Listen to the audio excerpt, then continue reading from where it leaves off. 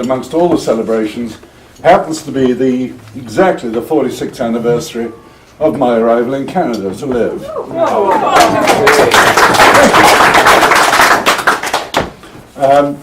Strange enough, it was not my first time I had stepped on Canadian soil. That was 2 years previously in 1963 as part of the HAC visit to Boston, which, like all trips, even though Basil was not terribly involved in it, was still an amazing trip. We started off from Armory House on a Thursday evening, a beautiful evening, a wonderful farewell send-off. About 150 of us in those days. Of course, we were able to put a very strong active contingent together, so we were split roughly 50-50 active and veterans. A wonderful send-off, and watching the royal wedding this morning reminded me so much that, would you believe, we had a police escort from Armory House to Heathrow non-stop. Those are the days, my friends. But it was a fantastic trip. We unfortunately didn't start off too well, because we found that, having boarded the plane, that with all our uniforms, which were just outweighed by the duty-free, there was no way we'd get across the Atlantic on the good old British BOAC Britannia, and so we had to take some fuel off go by Keflavik in Iceland, and arrive a few hours late in Washington, so we missed our appointment with John F. Kennedy, which was very unfortunate. And that was important because JFK was a member of the Ancients, which was the whole purpose of the trip. Nevertheless, an amazing trip. Washington, then to New York, then to Boston, and finally into Montreal, where we were very well hosted by the Royal Canadian Artillery, wined and dined, very memorable. I'm afraid you wouldn't get that treatment today. We don't have the money anymore. But there we are.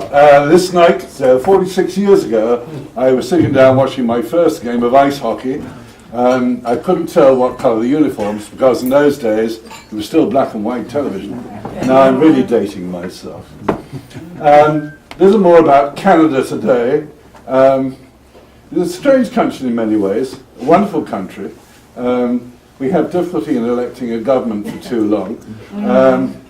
We operate on the British system, where it's up to 5 years at the pleasure of the opposition.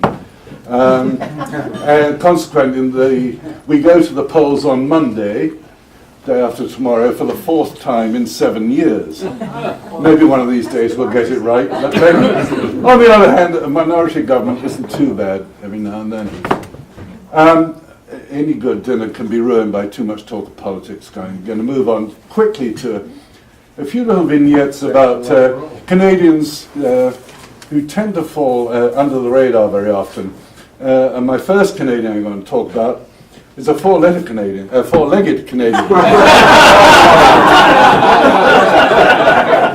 It's B-E-A-R. God, I got away with that one. And I go back to 1914. Shortly after Britain had declared war, Canada joined in too. And a regiment called Fort Garry Horse were on their way from Winnipeg to the west coast, to the east coast, and on to Europe. And on the way they stopped off in northern Ontario. And one of the vets, Lieutenant Harry Colborne, came across a gentleman there who was selling a bear that had been abandoned by its mother. And he fell in love with it and bought it for $20, smuggled it on board ship, and eventually when they got to England onto Salisbury Plain, revealed to the regiment this bear. And they said, oh, wonderful. And it became their mascot. But of course they couldn't take it to France with them, so they lent it to the London Zoo.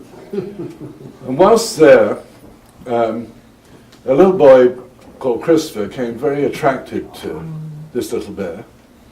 And the long and short of the story is that little bear was Winnie, which was short for Winnipeg, where the regiment came from. And the little boy Christopher was Christopher Robin. And that's where A.A. Milne got his inspiration for Christopher Robin.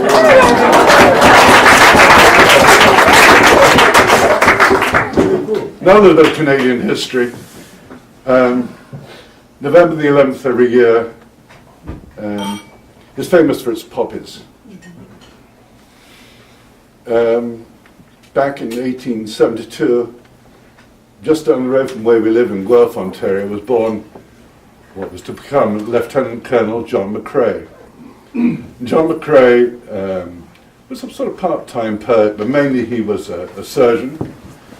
And again, at the outbreak of war, went to France with his regiment, attached to an artillery unit.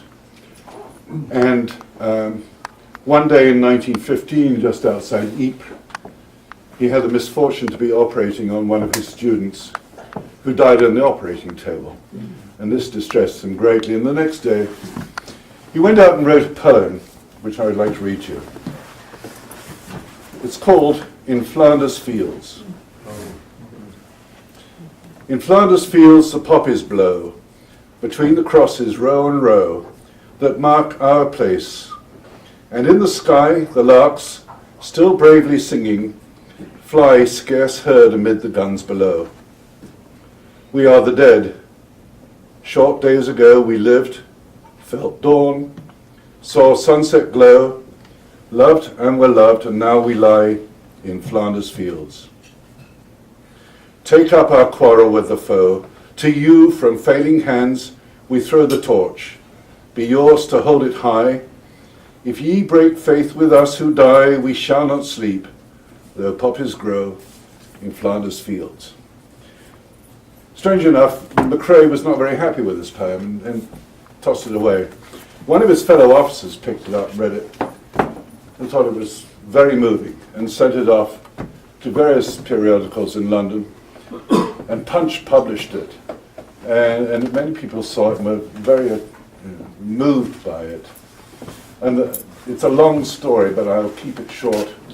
Eventually it reached Earl Haig, and in 1921 he was persuaded that the poppy should become the emblem of Remembrance Day. And that's how we have raised millions and millions of pounds and dollars because of the British Legion and its counterparts in Canada, Australia, New Zealand, throughout the Commonwealth, and other countries besides. And unfortunately, McCrae never lived to know how important his poem was. He died actually of natural causes in 1918 and is buried just outside Calais. A Canadian who left his mark on the world. And finally, bringing us right up to date, and again with anniversaries. This year we'll see the anniversary of a day that we will all never forget, which was September the 11th, 2001.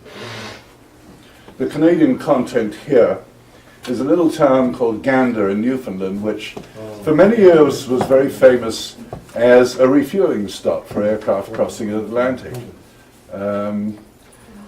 On September the 11th, 2001 at 9:45 a.m., the Federal Aviation Authority in America declared America a no-fly zone. At that time, there were 450 aircraft headed towards North America. Just under half of those were able to be instructed to be turned around and returned to Europe. Most of them were heading across the Atlantic. There was concern about, obviously, what was going to happen next. So the emphasis was to divert aircraft away from the major cities, and therefore the smaller ones that had the runways to cope with it became the center of attention. So in Canada, it was called Operation Yellow Ribbon. And the little town of Gander with 10,000 population, that's probably about 2,500, 3,000 houses, suddenly had 39 aircraft arriving with 6,600 passengers to be taken care of. And that little town of Gander and the 10,000 people, and their hearts, their doors, their arenas, their homes, found beds and food, not just for one night, but for the most part for 4 nights. And it was a great bringing to attention of Canadian hospitality. And I want to close with a few remarks made by President John F. Kennedy, strangely enough, to the Canadian Houses of Parliament. This was on May 17th, 1961, when he addressed the two houses, and I quote, "Geography has made us neighbors, economics has made us partners, and necessity has made us allies. What nature has put together, let no man put asunder." I would like to make a toast. Please rise to my home and native land. To Canada. Canada. Yeah. 2.5 happy years spent.